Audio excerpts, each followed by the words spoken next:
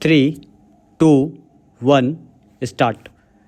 Section 3 of the Act declares that all ancient and historical monuments and archaeological sites and remains which have been declared by the Ancient and Historical Monuments and Archaeological Sites and Remains under bracket Declaration of National Importance Act 1951 or by Section 126 of the States Reorganization Act 1956 to be of national importance shall be deemed to be ancient and historical monuments or archaeological sites and remains declared to be of national importance for the purpose of this Act.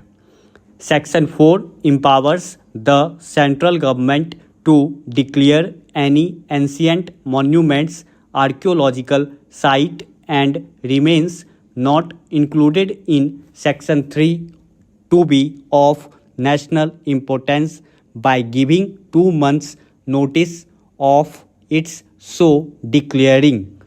The Ancient Monuments Preservation Act 1904 provides for the preservation of ancient monuments and objects of archaeological, historical, or artistic interest. Section 2(1) defines ancient monument in the same language as Section 2(a) of the Ancient Monuments Act.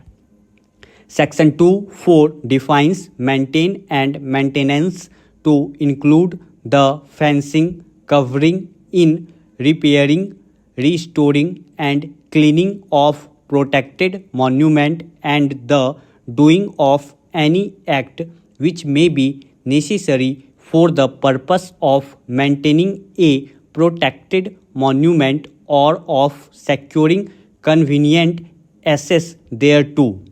Section 3 deals with protected monuments and empowers the central government by a notification in the official gazette to declare an ancient monument to be a protected monument under the said Act. Section 1 enjoins that the Commissioner shall maintain every monument in respect of which the government has acquired any of the rights mentioned in Section 4 or which the government has acquired under Section 10, etc. The state government, within the powers granted under Section 3 of the Act of 1964, can declare ancient monuments to be state-protected monuments or archaeological sites to be a state-protected area. Section 3 of the Act of 1964 reads as under.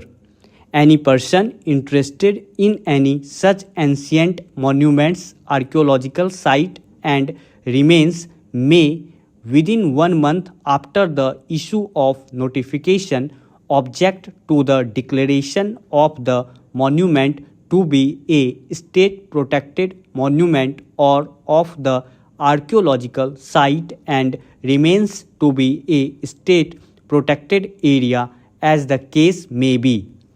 On the expiry of the said period of 2 months, the state government may, after considering the objections, if any, received by it, declare by notification in the Gazette the ancient monument to be a state-protected monument or the archaeological site and remains to be state-protected area or as the case be.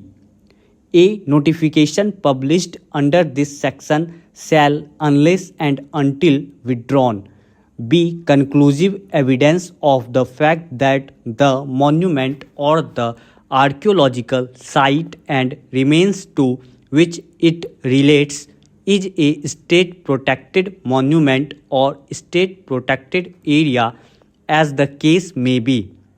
As per reply filed by the respondent numbers 1, 2 and 4, the draft plan for declaring the property in question as historical and archaeological importance was published. The department has received a number of suggestions in respect of property of historical importance and heritage, and the final draft development plan 2021 was published. The property in question, that is Bhandari Kothi, has not been included under the urban heritage or protected area. Stop.